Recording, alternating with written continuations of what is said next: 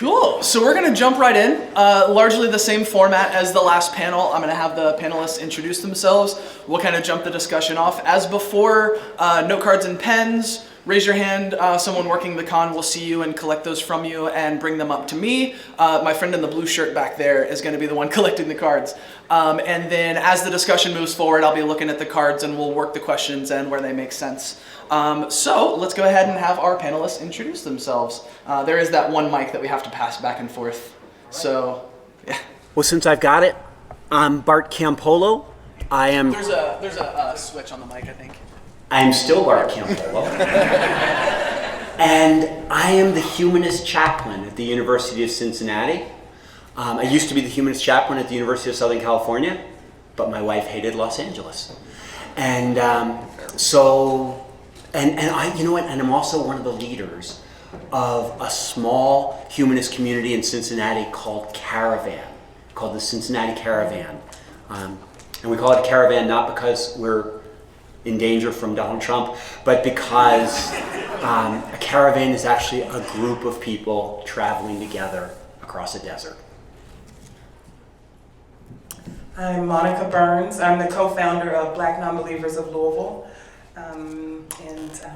There's not a lot else to say.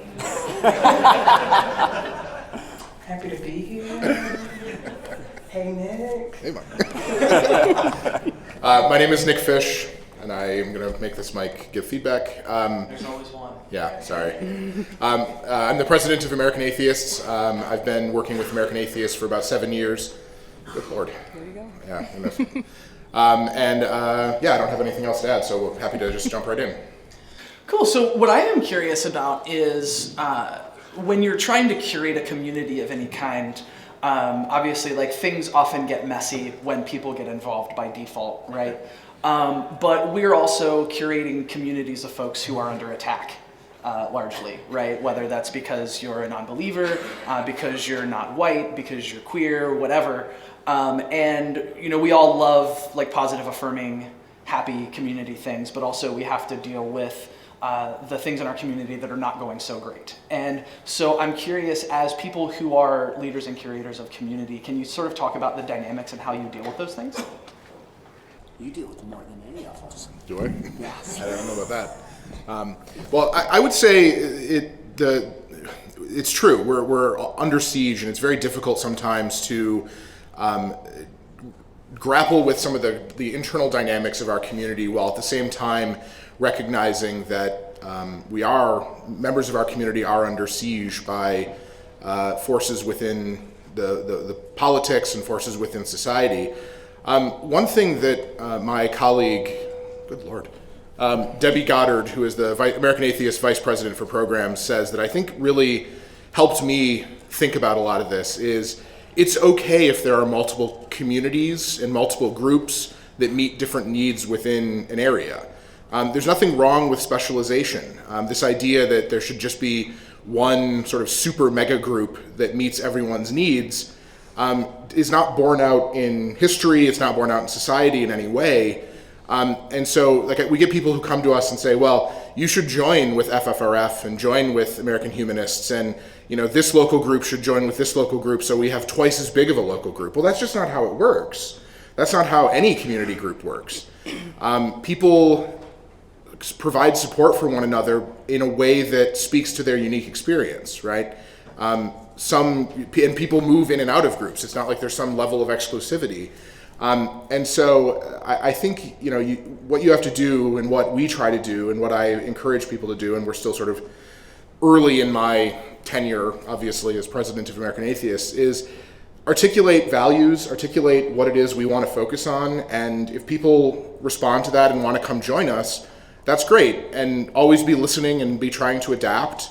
But we're human and we can only do the best we can. And we have to be aware and responsive and acknowledge the fact that we're not perfect. And, part of being an atheist is humility, I would hope. And that's how I try to organize my activism and my community work, is being humble and learning from the other members of the community, because that's why we're all together, right? So. I know for me, when I began Black Nonbelievers of Louisville, I wasn't expecting as much bombardment as I got from people about why we would start a Black group. Why not just join the regular default white group? I think I'm answering that question in the way that Black people have a different experience in the United States of America, and for you to think that we have the exact same experience and should come at atheism in the exact same way is asinine.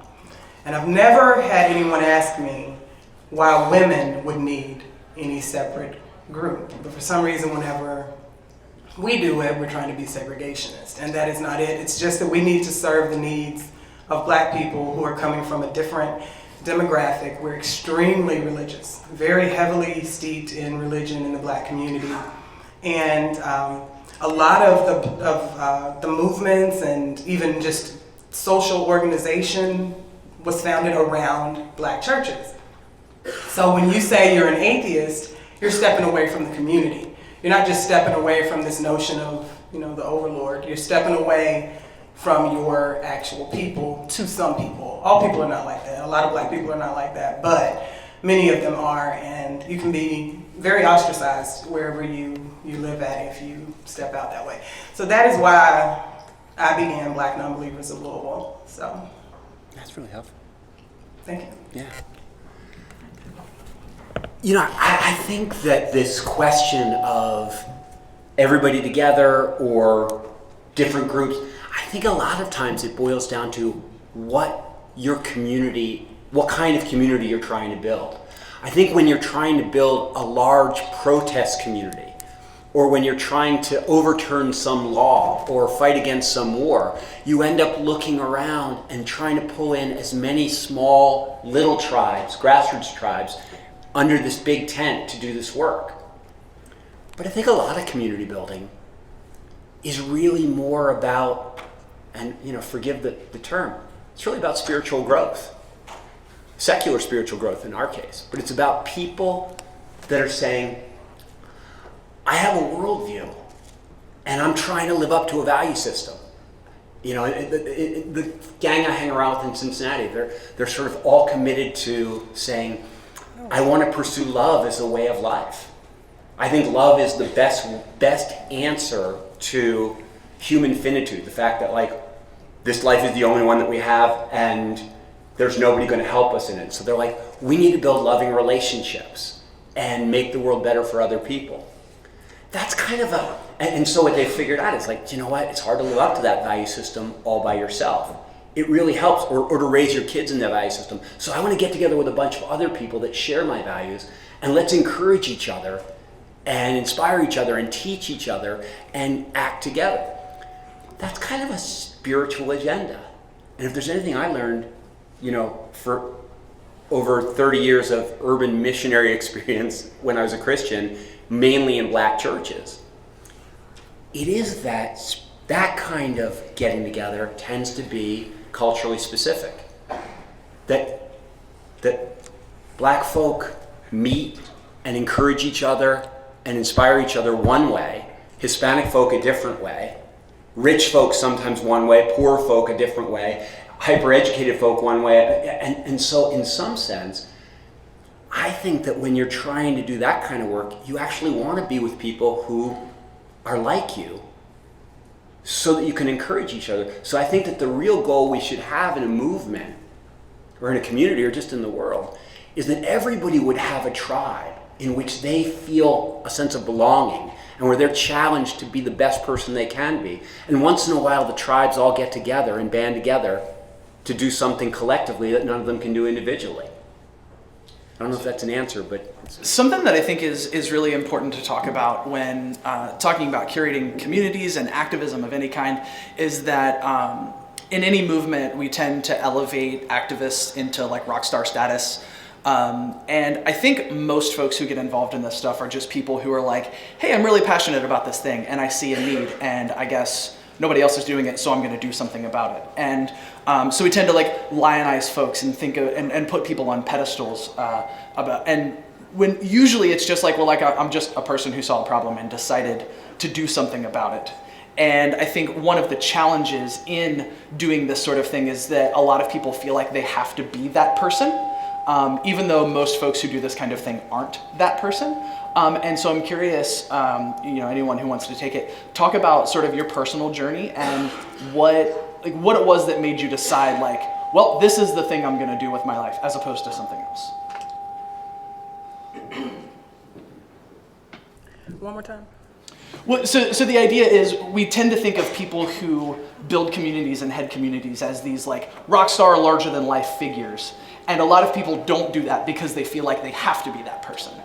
And so I'm just curious about sort of your personal entry into this, and like what was the need that you saw that you were like, well, this is my thing. Okay.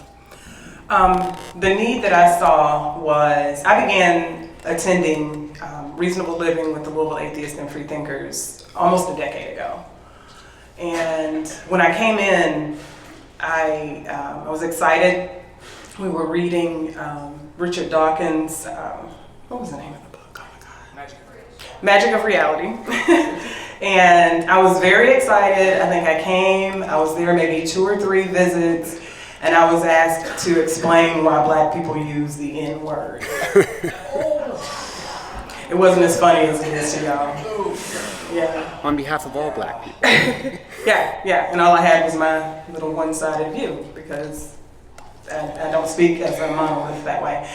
And then Ed began asking me about, like, hey, you know any Black people? Maybe you could start diversifying our group a little bit. And I thought, well, I think part of the reason that we don't necessarily join majority groups in that manner is because a lot of times many people don't have access to other people, and so when they get access to one of them, they will come at them with that kind of thing. And it can be disturbing, it can be off-putting. At the time for me, I was excited to be there, and I just went through explaining how people come from different backgrounds, use it differently, XYZ, whatever. But later, I was a little offended. So I thought, you know what, I need to create a space so that when Black people like me decide I need to join a community, I'm feeling ostracized as an atheist, they can come into a space and not then have to deal with that kind of a response. And did you have any sort of like community organizing background previous to that? No. Mm-mm. And I'm not that great at this now. Same. Y'all are laughing at me. I'm dead serious. That's a knowing laugh.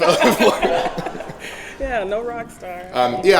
So the thing that I always try to keep in mind, thank you, is it takes all different types of people to do this work.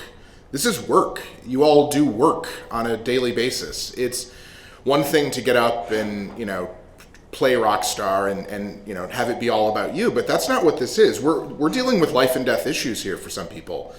One thing that churches do that I think we sometimes as a community discount or ignore is churches provide an opportunity for people to develop leadership skills and to find a place where their skill set supports the work, quote unquote, that's being done, or contributing to the larger community group. It's one thing to say, okay, the leader has to have the following characteristics. Well, let's ask the question before that. Why does the leader have to have that ability to get up there and speak, extemporaneously about whatever the issue is, or rile people up and really fire everybody up? Why not be a consensus builder? Movements take people who stir the pot and also people who build the bridges. And you have to be able to move in and out of those two things, I think, to be effective. And you have to have people who are better at one piece of them or the other in order to be effective at all. It's one thing for us to get up here and, talk about how all the harms that religion causes and the problems associated with, religion-based policymaking. But at the end of the day, we're trying to make people's lives better, right? And if that means that we can't set aside that that feeling or the need to say that at every waking moment of our lives and work with religious allies to accomplish something. And what Bart said, I believe, about coming together as smaller tribes around a particular protest or around a particular issue means that sometimes we have to put our egos aside.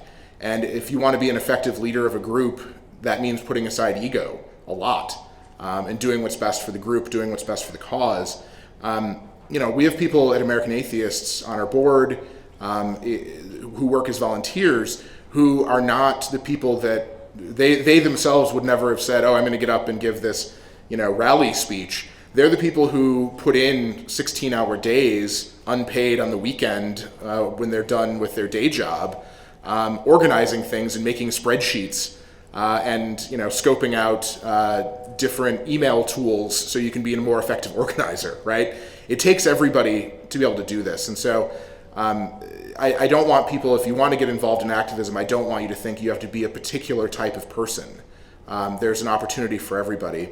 And for me, I got started in this working in politics, but organizing and doing canvassing and knocking on doors and putting, shoe leather to pavement. Not that I actually wear leather shoes, I just realized. But but it wasn't about getting up there and being the principal. Like this is a new thing for me. I've always been sort of the person behind making sure that nothing is on fire and that the budget is done and things like that. Like that's what I came up doing, but that's what I bring. That's my bias, I suppose. And so it's always a balancing act, I think. I don't want to be contrarian, and I don't feel contrarian. I agree with much of what we're talking about here, but I also don't want to bag on charismatic leaders. When I came into the secular movement out of the church, every time I would go to a secular group, they were like, "Yeah, we make sure that we have a different speaker every week. We're not going to have somebody be the dominant force. Like we don't want any, like charismatic leaders in this movement. Like it's going to be all democracy and all that stuff." And I found myself thinking, everywhere I've ever seen anything significant happen, there's been a leader. I mean, you show me a university that's turned the corner. You show me an inner city school that's making a difference. You show me a company that's winning. You show me any kind of movement, a civil rights movement in any country. There's always somebody who articulates the vision really well. And they're not necessarily the most important person in the group. And certainly there's always got to be all those other pieces in the orchestra. But I got to tell you, no matter how good your instruments are, you got to have somebody up there with that baton who knows how to get people to go at the right time and in the right direction. You got to have somebody who can articulate and cast a vision. And so you might go like, well, we don't have anybody in our group that's like that. And that's sort of like a drummer and a guitar player and a saxophonist saying, none of us are good lead singers. You know what you should do? Go recruit yourself as a lead singer. And go to that person and say, hey, you're a really good singer. We've got a good band here, but we need somebody like you in it. I think a lot of times groups are afraid of having somebody who regularly is up front. And I go like, you know what? There's usually somebody in a group who's just better at being up front than everybody else. And honestly, I would rather the person who's better at cooking do the cooking. And I would rather the person that does the computer stuff do the computer stuff, and I would rather the person who's the best at articulating ideas not necessarily create all the ideas. Get together with everybody else and say, what is it that needs to be said here? What do we need to do? And then go like, okay, I got it. I'll go turn it into a talk. I think on some level that many of the organizations that we represent struggle because we haven't taken seriously the need to kind of lift up and develop people who are visionary leaders. Well, and I think that speaks to not only like the diversity of people in communities, but also like the diversity of reasons that communities exist, right? Because if we're talking about like a social group that's just like, I want to be in a space with other people who have a similar background or a similar life experience to me, you know, there's that kind of group, and then there's like a group that exists for political activism and social change and that kind of stuff. And so, I mean, I think that's a great illustration of not only like the diversity of the communities, but the diversity of the need within those communities. And I think it's all correct, right? I was just going to add one thing that you touched on very briefly at the end there that I think is the crucial part is development. It's not finding your one lead singer and sticking with them forever. It's finding people who can speak and sing about different things at different times. Because especially if you're trying to build a coalitional group, sometimes you need people that can, sing. I'm going to stretch this metaphor to its breaking point here, but you need people who can sing different styles of music, right? I played jazz all through college, and we had two different singers for different types of songs. And then we would have ones where we didn't have a singer because it was like, hey, look how awesome our saxophones are, right? And so like that's what we have to do a better job of. It's impossible for me as president of American Atheists, as a Midwestern white gay man in my mid-30s who was not raised religiously, to speak to even a small percentage of the experiences that you all in this room have.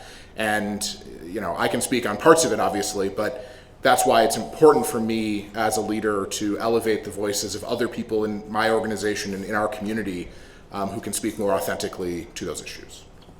So the question that I would like to address from this, it's actually a really good dovetail into this.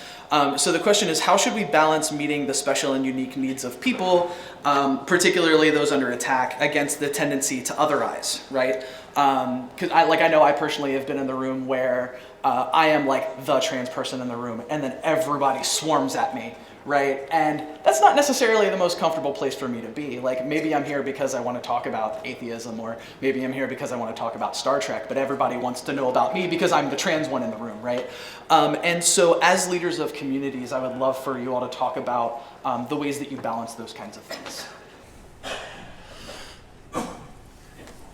I mean, that's a great question. And I think like the simplest answer I can give from my experience is this, is that when I've seen communities that organize to be communities because people need communities, they never work.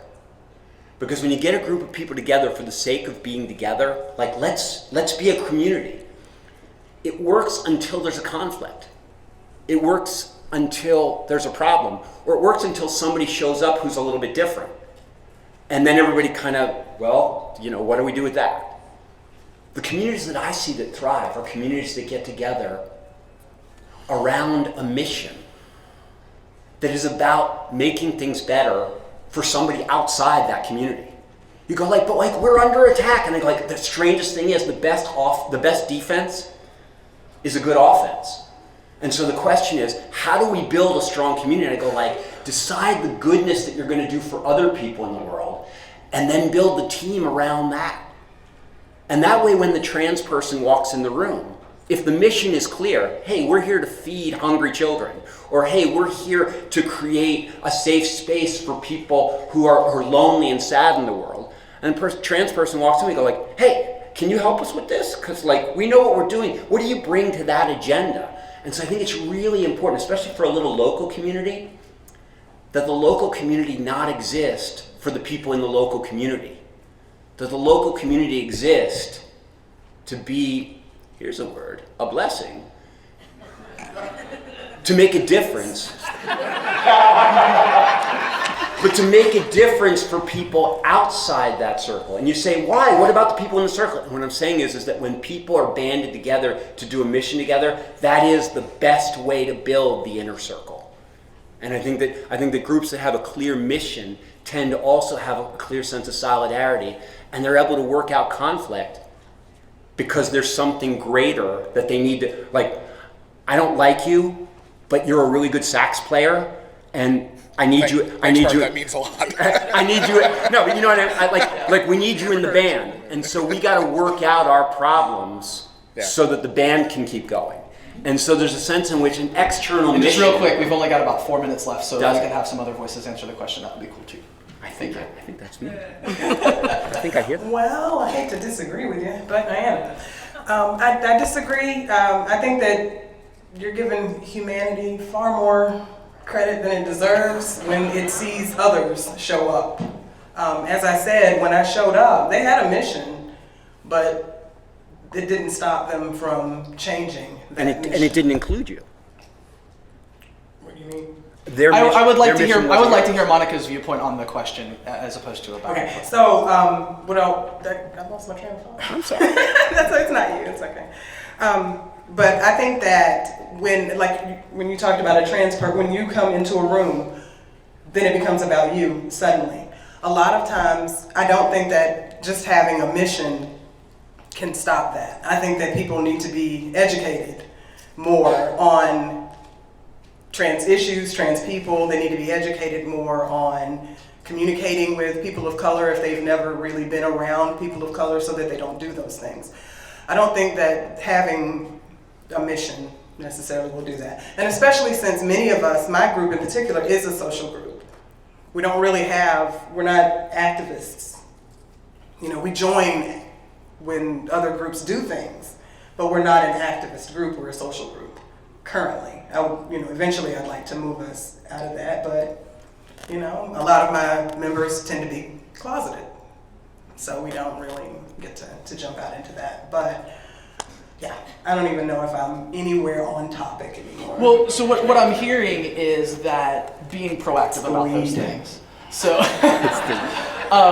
because what I have encouraged folks to do is to be proactive, right? So don't just talk about trans stuff when your trans friend shows up, right? Exactly. So have that be a conversation. Like, don't only ask for pronouns when you look at someone and you think they're trans, Exactly. right?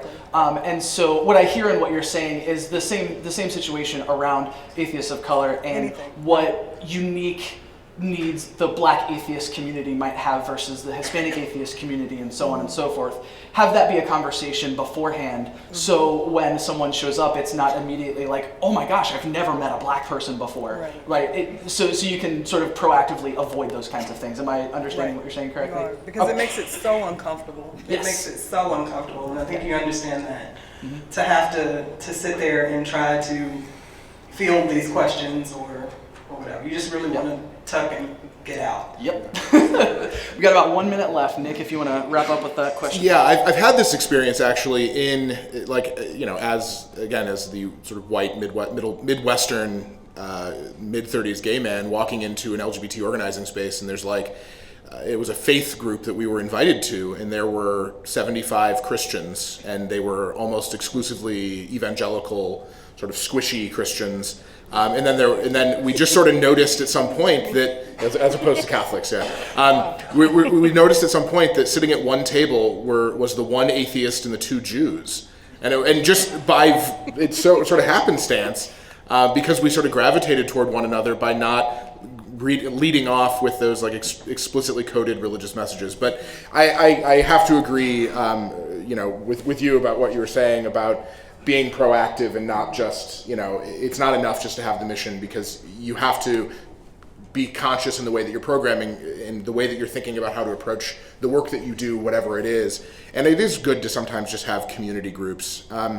The last little piece of this that I was going to add in was, has just completely vacated my brain, I suppose. But Well, and we are at time. yeah, we're at time, so I suppose that's good. So I'll just leave it there.